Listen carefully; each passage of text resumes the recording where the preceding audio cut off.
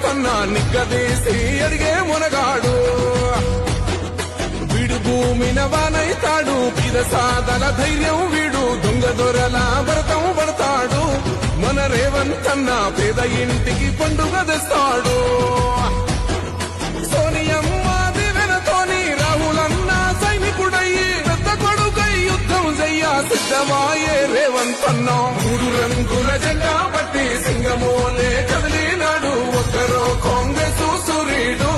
మన రేవంతన్న నిగ్గదీసి అడిగే మునగాడు